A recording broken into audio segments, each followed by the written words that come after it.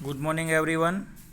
Mechanical engineering के अंदर subject oil hydraulics और न्यूमेटिक्स के अंदर चैप्टर नंबर 3 हमारा ओवर हो चुका है। लास्ट जो हमने टॉपिक डिस्कस किया था चैप्टर नंबर 3 के अंदर वो था हमारा हाइड्रोस्टेटिक ड्राइव, ठीक है। और बात कर रहे थे हम लोग हाइड्रोस्टेटिक ट्रांसमिशन सिस्टम की। एक छोटा सा टॉपिक है, डिस्कस करके चैप्टर नंबर 4 के ऊपर हम लोग मूव करेंगे। Comparison of the hydrostatic drive with hydrodynamic drive. थोड़ा ध्यान से सुनिए। Comparison between hydrostatic drive and hydrodynamic drive, खास ध्यान से देखिएगा और ध्यान से सुनिए क्या बेसिक डिफरेंस है। अगर जल्दबाजी में देखोगे तो दोनों सेम दिखेंगे, लेकिन दोनों है अलग अलग। चलिए कंपैरिजन स्टार्ट करते हैं। Torque ratio is lesser in hydrostatic drive for different speed ratio. जो टॉर्क रेशियो है वो हाइड्रोस्टेटिक ड्राइव के अंदर कम मिलेगा। अलग अलग स्पीड का जो भी रेशियो होगा, स्पीड जो भी अलग अलग रेंज में क्रिएट होगी, चेंज होगी, उसके साथ टॉर्क रेशियो बहुत ही कम मिलेगा। Hydrostatic offers high efficiency over a wide range of speed when compare to hydrodynamic drive.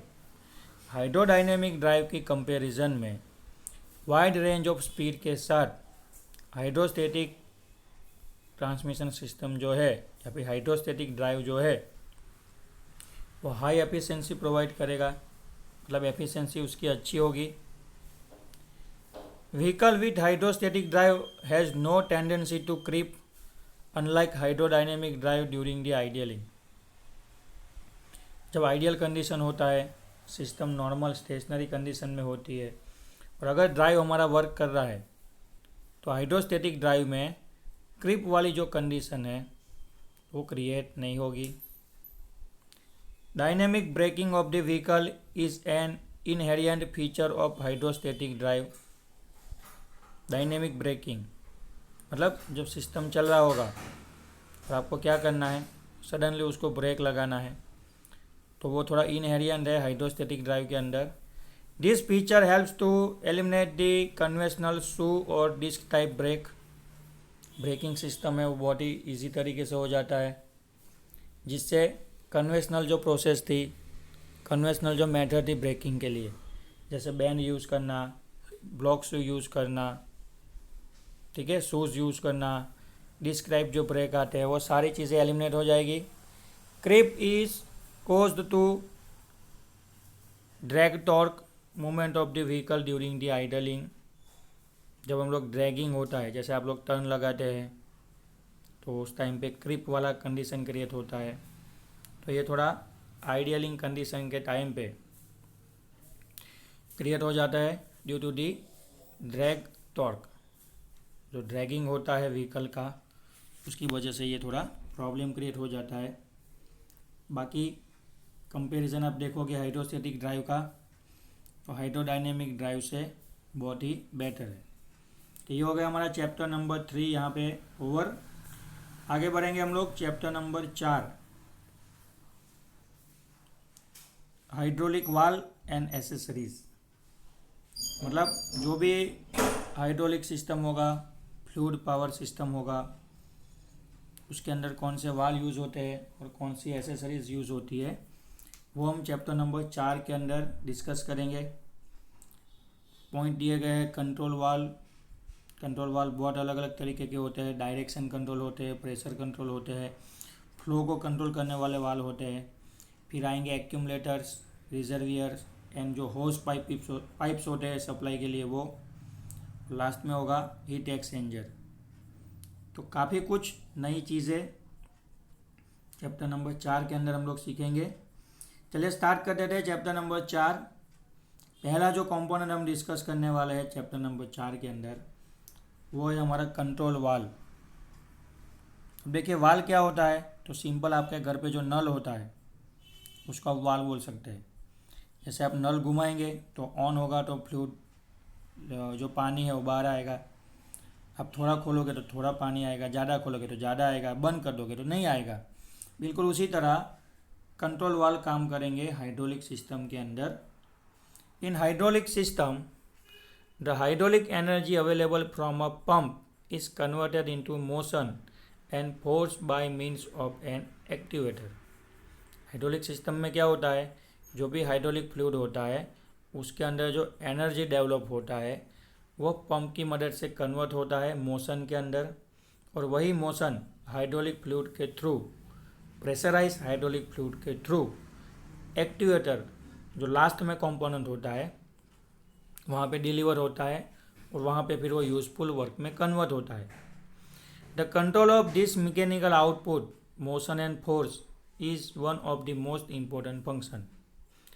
आपने एनर्जी ट्रांसफ़र तो कर दिया, लेकिन लास्ट में जो आउटपुट मिल रहा है mechanical output, likewise motion and force, तो वो बॉडी एक इम्पोर्टेंट फंक्शन है.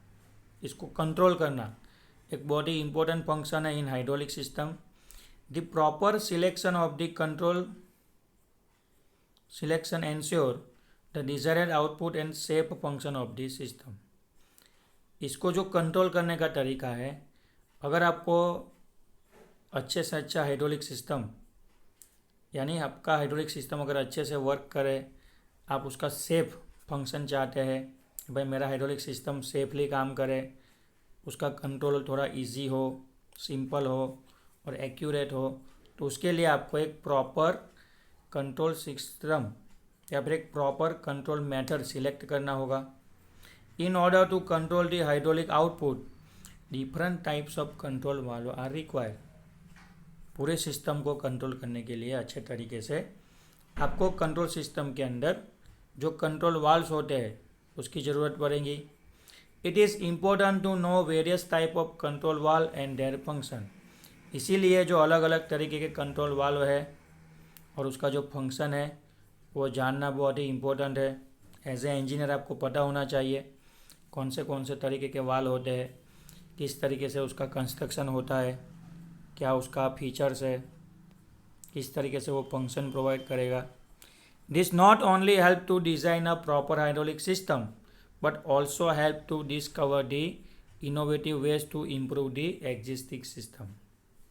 अगर आप ये जान लेंगे कंट्रोल वाल्व के बारे में सारी चीज़ें, तो ऐसा नहीं है कि इससे सिर्फ आप क्या कर सकते हैं, कंट्रोल सिस्टम की मदद से कंट्रोल सिस्टम डिज़ाइन कर सकते हैं, हाइड्रोलिक सिस्टम डिज़ाइन तो कर सकते हैं, लेकिन साथ साथ में आप कुछ रिसर्च करके, कुछ नई चीज़ें फाइंड करके, सर्च करके, कुछ इनोवेटिव मेथड से जो एग्जिस्टिंग सिस्टम है, अभी रिसेंटली जो सिस्टम यूज़ हो रही है उसके अंदर आप कुछ रिसर्च करके, कुछ डिस्कवर करके उसको और बेटर या फिर अच्छा बना सकते हैं. अब जब आप सारी चीज़ें डिटेल में जानते होंगे तब. और यहाँ पे आपको सिर्फ क्या जानना है चैप्टर नंबर 4 के अंदर, तो जो भी कंट्रोल वाल्व है जितने भी होंगे ए से लेके जेड तक, सबके बारे में आपके पास नॉलेज होना चाहिए. उसका फंक्शन यानी काम करने का तरीका, कंस्ट्रक्शन, सब आपको मालूम होना चाहिए. क्लियर? चलिए देखते हैं आगे. There are basically 3 types of the valve employed in a hydraulic system. Hydraulic system में टोटल 3 तरीके के कंट्रोल वाल्व यूज़ होते हैं. पहला होगा डायरेक्शन को कंट्रोल करने के लिए, direction control valve. Flow control करने के लिए होगा flow control valve. Pressure control करने के लिए होगा प्रेशर कंट्रोल वाल्व. अब तीनों चीज़ों को कंट्रोल करना है.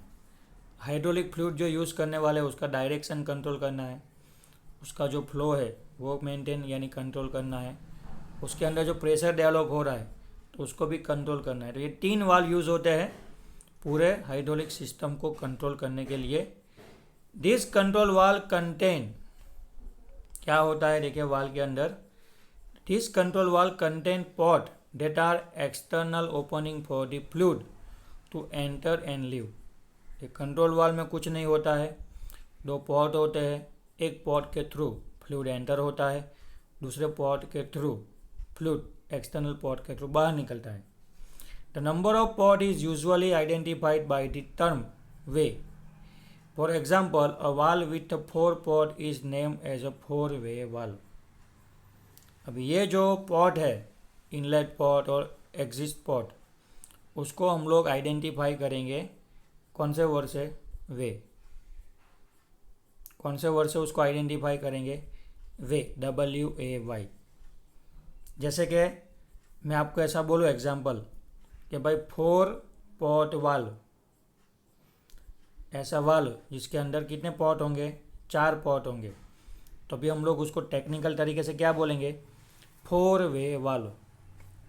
अगर मैं आपको ऐसा बोलूँ कि 3 पॉट वाला वाल्व है तो कौन सा वाल्व कहलाएगा? 3 वे वाल्व। ऐसे ही अगर मैं आपको ऐसा बोलूँ कि टोटल 6 पॉट वाला वाल्व है तो हम लोग क्या बोलेंगे?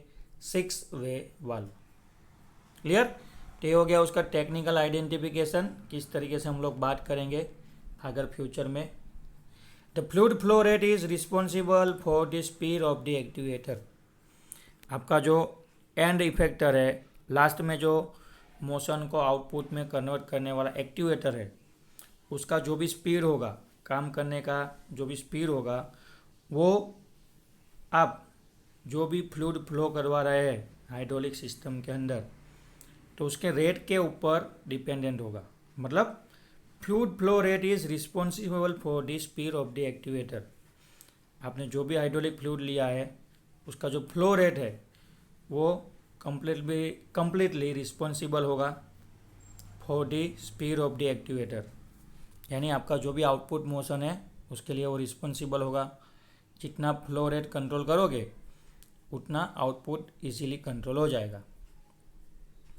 This operation can be perform by using the flow control valve.